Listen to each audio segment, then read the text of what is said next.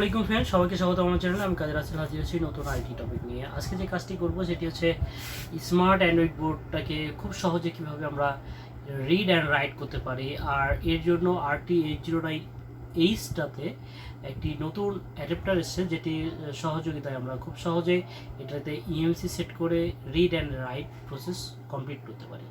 তো যারা RT809H ব্যবহার করছেন এবং আইএসপি যেটা বা বিভিন্ন ইস্যুতে ভুগছেন, তাদের জন্য এই ভিডিওটা অনেক অনুপ্রেরণার হবে। কারণ RT809H যে প্রোগ্রামারটি আসলে এটি খুবই, যারা LED LCD কাজ করেন তাদের জন্য খুব হেল্পফুল এবং অনেক সাপোর্ট আছে। কিন্তু এই সাপোর্ট সম্পর্কে আপনাকে প্রপার জানতে হবে, আর জানার জন্য আমরা সবসময় বিভিন্ন ইনফরমেশান দিয়ে থাকি।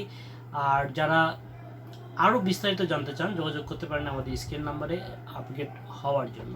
তো কথা নয় ফ্রেন্ড, আজকে দেখে নিব এই অ্যাডাপ্টারের মাধ্যম দিয়ে কিভাবে আমরা খুব সহজেই read and right process complete করতে পারি। তো কথা নয়, চলুন দেখে নিই প্রসেস। এটি হচ্ছে TP.MS358.PB801, খুবই পপুলার একটি বোর্ড এবং বিশেষ করে বিগত কিছু সালে এই বোর্ডগুলো খুবই ব্যবহৃত হয়েছে। 32 থেকে আপনার 42, 43, 55, 48 যেগুলো ওই প্যানেলে এটা ব্যবহার করছে, কারণ এর ব্যাকলাইটটা খুব যে কোনো এলইডিতে ফিক্স করা যায়। তো ব্যাকলাইটের মিলিএমপিয়ারটা হাই থাকার কারণে বড় বড় যে স্মার্ট অ্যান্ড্রয়েড টেলিভিশন হিসেবে এটাকে বোর্ডটা খুবই ব্যবহার করছে। আর এটার যে কমন সমস্যা, লোগো হ্যাং সহ বিভিন্ন ধরনের সফটওয়্যার ইস্যু। তো ফ্রেন্ড, আমরা এই সফটওয়্যার এই বোর্ডটার কিভাবে এর ব্যাকআপটা নিতে পারি। ব্যাকআপের অনেকগুলো ওয়ে আছে, স্টেপ বাই স্টেপ। তো কমন যেটা, সেটা হচ্ছে খুবই সিম্পল এবং খুব ইজি। যারা অনেকে ভয় করেন এই কাজগুলো, তাদের মনের জোরটাকে বাড়ানোর জন্য আজকে এই কাজটি। EMMC IC ওঠানোর পরে রিভলভ করব এবং এটাকে RT809H দ্বারা সফটওয়্যারটাকে রিড করব। তো এই হচ্ছে আজকের ভিডিওর বিষয়বস্তু। এইটার অনেক ধরনের কমান্ড আছে, আমরা আইএসপি যেটাকের মাধ্যমে অনেক সময় করে থাকি। সেই ক্ষেত্রে কিছু ইরর প্রবলেমগুলো হয়, সেগুলোর নিয়ে বিস্তারিত আলোচনা করা যাবে। আজকে আমরা EMMCটাকে কিভাবে কপি করা যায় খুব সহজ পন্থায়, সেটি আজকে শেয়ার করার চেষ্টা করব। EMMCটাকে উঠিয়ে নেব।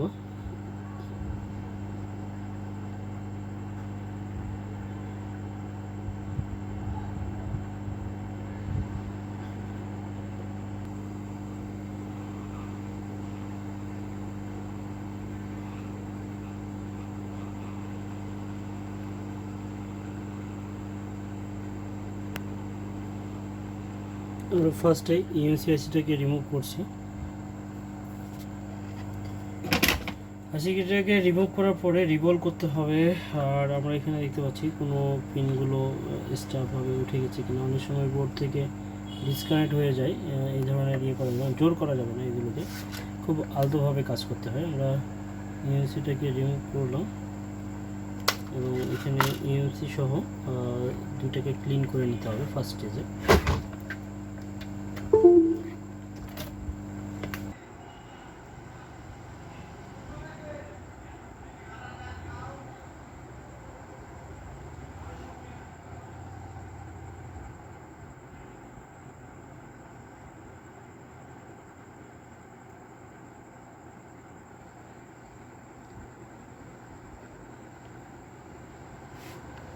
আমাদের RT809H এর EMMC যে কনভার্টার আছে, এটাকে সেট করছি। আমাদের যে EMMCটা ছিল এখানে সেট করছি। সেট করার পরে ভালোভাবে এটাকে লাগিয়ে নেব এবং ফার্স্ট স্টেজ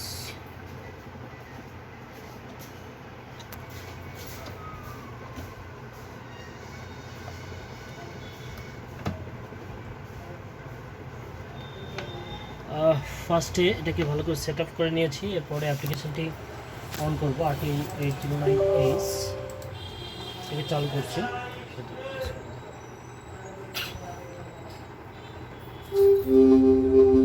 প্রোগ্রামে চালু হয়েছে। আমরা ফার্স্টে এই ইএমসিটাকে ডিটেক্ট করার জন্য স্মার্ট আইডেন্টিটি ইউজ করব। এখানে অপশান দেওয়া আছে বেশ কিছু। আমরা ইএমসি শুধু ইএমসিটা সিলেক্ট করছি, ইএমসি সেট করছি, শুধু ইএমসি ওকে করে এখানে দিতে হবে। এবং ইএমসিটাকে 100% যদি কানেকশান হয় এখানে ওকে দেখাতেছে। আমাদের সেটিং কমপ্লিট করতে হবে। আর ফার্স্টে আমরা এটাকে এর যে সফটওয়্যার আছে, আমরা আর যে মাদারবোর্ডটি দেখছি এই মাদারবোর্ডের যে সফটওয়্যার এটা ব্যাকআপ নেব। ব্যাকআপের জন্য মোট যে ফার্স্টই ফাইল হয় ইউজার বুট 1 বুট 2 আর হচ্ছে ESTCD ফাইল। তো এখান থেকে মেনলি যে ছোট 3টি ফাইল আছে বুট 1 বুট 2 আর হচ্ছে CSD ফাইল, এই 3টা ফাইলকে ফার্স্টে, খুব ছোটো ফাইলগুলো ফার্স্টে এই 3টাকে আমরা কপি করব। তো এটার জন্য এই 3টা ফাইল সিলেকশন করছি। আমার এইগুলো সিলেকশন ছিল, আমি যেহেতু এটা বড় এটা পরে করব আর এটা ফার্স্ট 3টা করব। তো এটাকে ওকে করলাম। ওকে করার পরে আমার রিড অপশানে চাপ দেওয়ার পরে এখানে দেখেন সিলেকশন আছে, আমি কোথায় সেভ করব। আমি বড় ওটা করব, আবার ওকে দিলাম এবং ফার্স্ট বলছে কোন জায়গাতে সেভ দেব। তো সেভ দেওয়ার জন্য আমি নির্দিষ্ট একটা মানে নিউ ফোল্ডার বলছে, আমি জাস্ট এখানে 358 দিয়ে এই ফাইলটাকে সিলেকশন করে দিলাম এবং এরপরে সেভ। এরপরে দেখেন এখানে ফার্স্টে বলছে বুট 1 সাকসেসফুল, বুট 2 সাকসেসফুল অ্যান্ড এটাকে ভেরিফাই সাকসেসফুল করছে। এবং প্রথমে যেটা ESSD 3টি ফাইল এখানে সেভ হয়ে গেছে। তো এরপরে আমি আবারও যে আমার যে মেইন যে ফাইলটা আমি এগুলোকে করব, করার পরে ইউজার ফাইলটাকে কপি করব। এই 4টি ফাইল যদি আমি কপি করি তাহলে আমার যে কোনো বোর্ডের এই বোর্ডটাতে আমরা পরবর্তীতে যে কোনো ইস্যুতে এই সফটওয়্যারগুলো ইনস্টল করে বোর্ডটাকে সফটওয়্যার ইস্যু থেকে সচল করতে পারবো। তো এখন আমরা ইউজার ফাইলটাকে কপি করব। জাস্ট আবারও রিড এখানে দিয়েছি এবং রিড জাস্ট অনলি ইউজার ফাইলটা অনেক লং হয় আর এই জন্য আমাদের যে সিস্টেম অনুযায়ী এটাকে যেহেতু সময় নেবে, অনেক বড় ফাইল প্রায় 4 জিবির মতো আমরা এটাকে দিয়েছি। দেখেন এখানে সময় নিচ্ছে। প্রথম ফাইলগুলো খুবই ছোট ছিল আর এই ফাইলটি প্রায় 4 জিবি। আর 4 জিবি ফাইল এই সরাসরি ইএমসিগুলো খুব ফাস্টলি কাজ করে। যখন আমরা আইএসপিতে কাজগুলো করে থাকি তখন আরও অনেক সময় নেয় এবং আইএসপিতে অনেক ইরোর দেখায়, কিন্তু আমাদের এই অ্যাডাপ্টারের মাধ্যম দিয়ে আমাদের কোনো ধরনের কোনো ইরোর আসবে না। যদি এমসি পারফেক্ট থাকে, কানেকশানগুলো ঠিক থাকে, তাহলে অবশ্যই আমরা পারফেক্ট খুব শর্ট সময়ের মধ্যে যে কোনো বোর্ডের ব্যাকআপ নিতে পারবো। তো আমার এখানে সময় লাগবে 3%, তারপরেও মোটামুটি খুব ফাস্টলি কাজ করে। আমরা দেখতে পাচ্ছি 4% সময় লাগবে, সবগুলো ফাইল সেভ হবে। তো এটি খুবই ইজি একটি কাজ। RT809F এবং F দিয়ে আসলে যেগুলো নন স্মার্ট বোর্ডগুলো আছে সেগুলোতে RT809F এর যথেষ্ট ভালো সাপোর্ট আছে এবং স্মার্ট বোর্ডগুলোকে RT809F দ্বারা কিন্তু খুব সহজেই বোর্ডগুলোর ব্যাকআপ নেওয়া যায়, যেটা আমরা এইভাবে নিচ্ছি। RT809F এর VGA কেবল দ্বারা সেটা নেওয়া সম্ভব, সেক্ষেত্রে একটু লেন্দি প্রসেস হয়। আর RT809H দ্বারা আমরা খুব সহজেই দেখেন শুধু এমসিটা খুলে রিভলভিং করে আমরা কানেক্ট করছি এবং আমাদের কাঙ্ক্ষিত যে ইউনিসিটা আছে সেটিকে যে কোনোভাবে যে কোনো সফটওয়্যারগুলো ইনস্টল করতে পারি, আবার হচ্ছে রিড অ্যান্ড রাইট দুটোই খুব সহজভাবে করতে পারি। তো এই ক্ষেত্রে অনেকের ভীতি যেটা কাজ করে সেটা হচ্ছে আপনাদের ইএমসিটাকে খুলে রিভলভিং করে ওইটাকে আবার ওই বোর্ডটাকে দিয়ে অন করা অনেকের জন্য এটা আসলে ভয়ের ব্যাপার।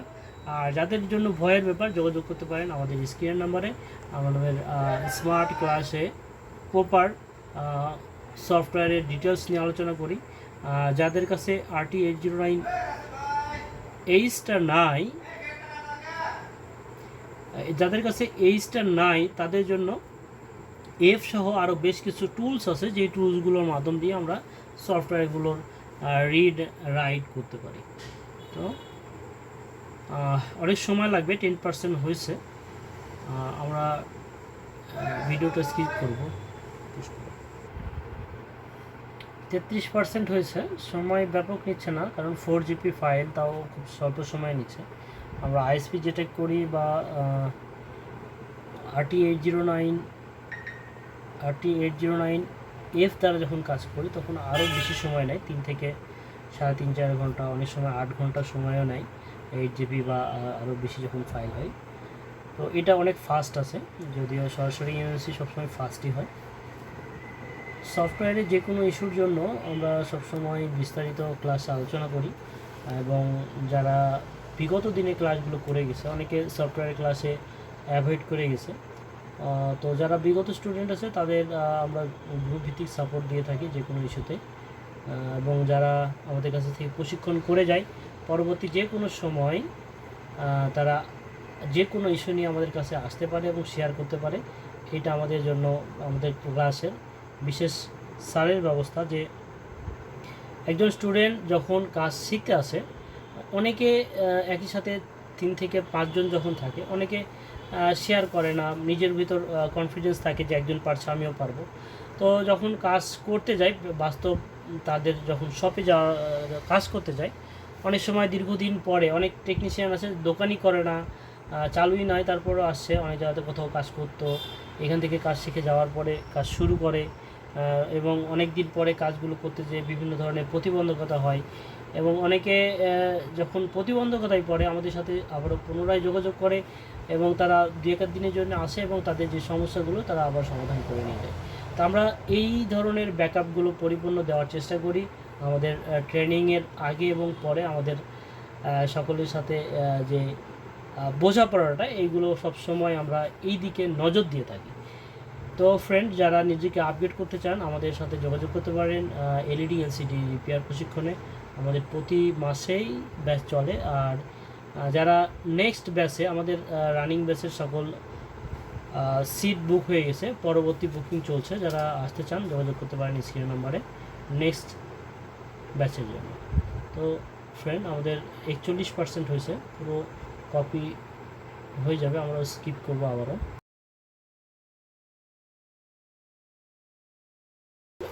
হয়ে গেছে এবং পুরো ফিল আপ হয়ে গেছে, ওকে দেখাতেছে, এবং আমরা দেখে নিব যে আমাদের যে কপি সফটওয়্যারটি করলাম, আসলে রিড করা যে ফাইলগুলো, এটা আসলে কোথায় করছিলাম, এই যে 358, এখানে আমরা প্রথমে 3টা ফাইল দেখেন, বিন বুট 1, বুট 2, সিএসটি, এবং সেকেন্ড টাইম আরেকটা ফোল্ডার করছিলাম, যেখানে ফাইল সাইজ দেখেন 3.53 জিবি, প্রায় 4 জিবির মতো, 3.5 জিবি ফাইল।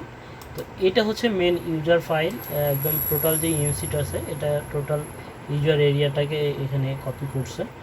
আর এই ফাইল দেওয়ার পরে প্রতিটা সেটে যে ইয়েটা আছে পরিপূর্ণভাবে এটার রেজুলেশন, রিমোট, অল একদম যে সমস্যাগুলো থাকবে এটা সমাধান করা যাবে।